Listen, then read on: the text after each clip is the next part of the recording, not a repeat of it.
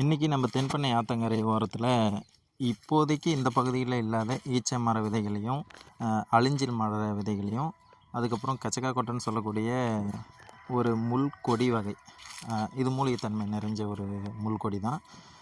இந்த வகையையும் இப்போ நட்டுக்கிட்டு இருக்கோம். இதற்கு முன்னாடி இந்த பகுதியில் இந்த எல்லா மர வகைகளுமே இருந்தது. இது இல்லாமலும் நிறைய வகைகள் இருந்தது.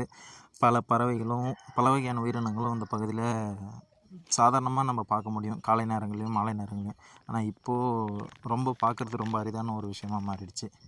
2021 இந்த பகுதியில் ஒரு தடுப்பணை கட்டினாங்க ஆற்றுக்கு நடுவில். அப்போது கரையோட 2 பகுதியில் இருந்த மரங்கள் எல்லாத்தையுமே வெட்டிட்டாங்க. அப்போ வாழ்விடங்கள் இல்லாமல் இங்கே இருந்த உயிரினங்கள் எல்லாம் முக்கால்வாசி அழிஞ்சிடுச்சு. மீதியெல்லாம் வேறு இடங்கள் நோக்கி போயிடுச்சு.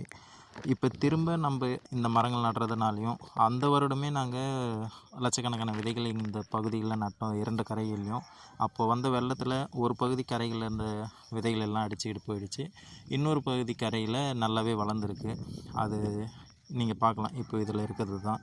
இன்னொரு 7-8 வருஷத்தில் இதுவும் காய்க்க ஆரம்பிச்சிடும். இதற்கிடையில் நம்ம வருடம் மழை காலங்களில் விதைகளை போட்டுக்கிட்டு தான் வரோம். கண்டிப்பாக இன்னும் கொஞ்சம் காலங்களில் எல்லா வகையான மரங்களும் இதில் வளர்ந்து எப்பயும் போல் இந்த சூழல் எல்லா உயிர்களும் பார்க்கக்கூடிய, அது எளிதாக பார்க்கக்கூடிய ஒரு இடமா மாறும்னு நம்புகிறேன்.